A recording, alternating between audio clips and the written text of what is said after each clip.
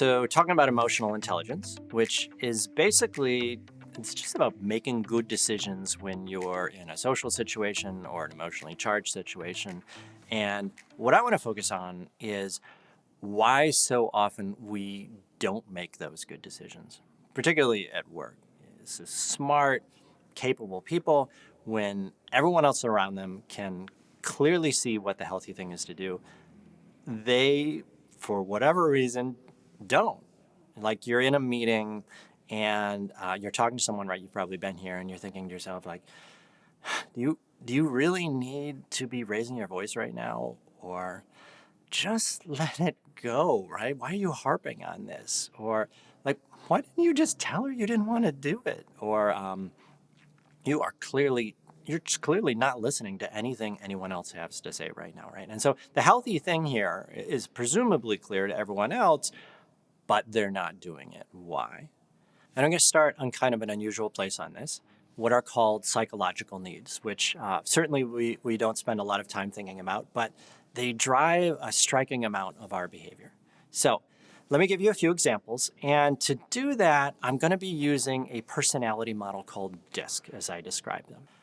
Think about someone you know who they're really direct, they're assertive, often forceful even, right? They've got a D or dominant style. These folks, they often have this really strong need for control and influence. So maybe that's you, maybe that's someone you know, probably someone in your social circle, right? It's this very strong psychological need. As well, they often have this deep-seated need to always be making progress, where they can even kind of get restless if they're not getting results. But then there's also needs that we don't necessarily always want to own up to. Even, we might not even know that they're there, but they can drive a lot of our behavior, even more so when we're not aware of them. So here, an example for this style would be a need to avoid weakness, certainly not to show any weakness. And it's not on the surface, but it drives a lot of that behavior and the choices that we make at times. All right, let's take a different style. Or influencing people. They're really outgoing, they're high energy, enthusiastic. What needs beneath the surface might be driving this type of behavior? Well, as you might guess, a really high need to connect with other people. And everybody's got these needs like this, right? But it's particularly pronounced here. There's also this really high need for novelty and play. And then also, though, and maybe a little less obvious, a really strong need to feel heard and appreciated, to have their thoughts and their emotions validated by someone else. So to get that need met, you get more talking, you get more expression, right? Maybe some karaoke. Down here, the S or steadiness style. This is my turf. What needs drive someone to be really accommodating and patient and gentle? Well, one of the big needs here is the need for harmony. And being accommodating really helps keep things harmonious, right? The need drives the behavior. There's also a really strong need to make people happy, and a particularly strong need for acceptance and belonging. Again, we all have that need, particularly strong here, though. And it's also really worth noting that for these folks, they have a lower need for that stuff across the circle, like control and influence. They're often willing to cede some of that control to make others happy or to keep things harmonious. Okay, and then there's the C or conscientiousness style. Those people, they're really analytical, reserved, precise. What underlying needs might drive someone to act like that? Well, one is this really strong need to be right? Being reserved, being self-contained, that helps you avoid making foolish mistakes. A really strong need for autonomy. And so if I'm an expert, if I put the effort into getting there, a lot of effort, right, I don't have to rely on anyone else. And perhaps a little deeper, a need to avoid blame. And so behaviorally, well, I'd often rather just sit things out than be the person who screwed things up. Or at the very least, I take tons of time analyzing the situation to make sure I don't screw up. running through all of those different scenarios in their heads, right? All those permutations, right? What if they ask this question? What if this topic comes up? What if someone aims their small talk at me? So, what does this have to do with emotional intelligence? Making good choices in social or emotionally charged situations? Well, in a nutshell, we see people making bad choices when there's this misalignment between the healthy behavior that the situation requires and the person's psychological needs, right? Like, so imagine you've got a situation that calls for me to very patiently listen to someone, but I've got this really strong need for control and making quick progress. Or a situation that calls for me to go out and mingle and network, but I've got this really strong need to not make social mistakes. You see the disconnect there. But to make matters even trickier, these disconnects, they're usually taking place on this very primal level. They're tapping into these fears and these needs that are often well beyond our awareness. And so what we do is, well, we come up with all sorts of justifications for our behavior that oftentimes have nothing to do with why we actually acted that way. And so then, to the people around us, these reasons that you're given, right, they don't seem like particularly good explanations because they're not. And so they wonder, well, what's the real explanation? And too often, that explanation they come up with is about our character, right? Well, they must be egotistical. They must be aloof. They must be socially incompetent. And sometimes, yes, our poor choices are about not knowing the healthy thing to do or not caring, right? Not giving a crap. But probably more often, it's about being emotionally allergic to that healthy thing to do. Okay, so stepping back, the healthy thing to do. All right, I've said that quite a few times. What is the healthy thing to do? Well, one of the things that makes being a human being so incredibly complicated, why we call it emotional intelligence, is that it depends on the situation. Sometimes the healthy thing to do is expressing your anger, but sometimes it's keeping that anger in check. Sometimes the healthy thing to do is being generous and giving someone a second chance, but sometimes the healthy thing to do is being tough-minded and saying enough is enough. So this is a model of emotional intelligence called Agile EQ. It doesn't cover every single aspect of emotional intelligence, things like you shouldn't poke strangers, or sir, we're going to need you to put your shirt back on. But it does capture most of the biggies. It describes 8 different ways to approach social and emotional situations that are appropriate at different times as we move through life. And so they're called mindsets. And I'll describe them super quick here. So there are times in life where you need to be able to get yourself into a self-assured mindset to really assert yourself. There are times you need to be able to get yourself into a dynamic mindset to get buy-in from people, persuade them, hold their attention. You need to sometimes take an outgoing mindset. Even if you're introverted, you've got to initiate and maintain relationships to be effective.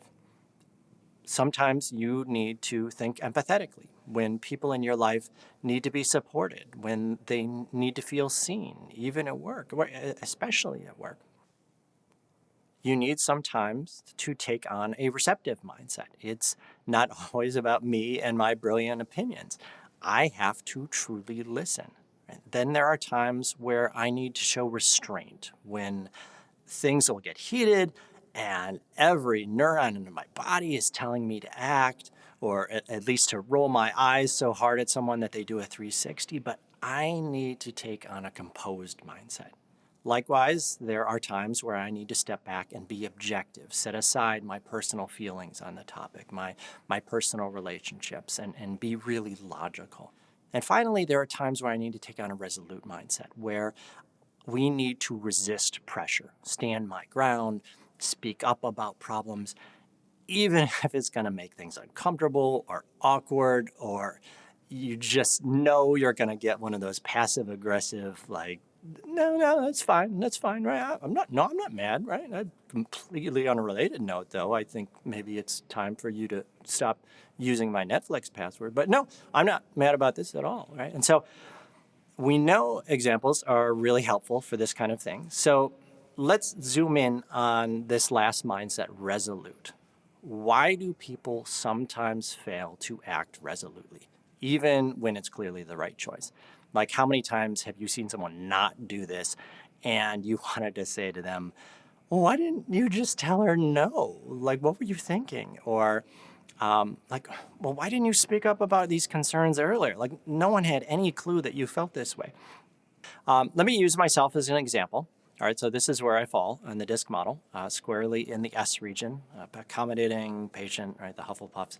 So this weekend, door-to-door salesperson comes by, catches me outside, selling like pest control, and I probably get like 3 of these guys coming by a week, which actually I would probably pay someone to control the pest control people, but I have no interest or need for his services, but it took me 10 minutes to get him to stop pitching. 10 minutes of my time and 10 minutes of his, mostly my time, wasted because I was not resolute enough, because I was being too polite. Now, if it had been my wife right there, right, the conversation would have lasted exactly 15 seconds, right? In fact, I went inside afterwards and she and my daughter, they made fun of me for 5 minutes for not sending him away quicker, which is probably another conversation that I should have shut down more quickly, right? Why didn't I make the right choice? Well, it's because of these guys, psychological needs. And let's just focus on one, harmony here. In order to cut him off, because this guy, he did not pause at all, right? It was just one long sentence. In order to cut him off and firmly say, I am not buying, right? And back that up with the kind of firm, no nonsense nonverbals that my wife would have used. That's a clear lack of harmony. Resolute behavior inherently involves tension. It involves inviting friction into my life. But for me over here, deep in this psyche of mine, I am wired to be allergic to that. And so we've got this powerful psychological need, and it's pitted against the healthy behavior. Well, guess which one usually wins when we're going on autopilot, right? It's the psychological need. Now, we often don't admit why we acted that way, but that's what drove my emotionally unintelligent behavior, right? And so this is my effort meter here, how hard it is for me to move into that resolute mindset. It's not maxed out, but it's certainly in the really, really hard zone because of these needs here and because of how hard it's going to be to me to get those met here. Now, it's kind of a trivial example, but think about how often that resolute mindset is needed at work. You know, someone's, they're putting too much on your plate, asking you to do more than your fair share. Do you say no and make it weird? Or do you say, well, all right, I'll just do it, right? Maybe be resentful later on. Or you're in a meeting and there's a senior leader and they're promoting some idea that you don't agree with, but everyone else seems to be on board.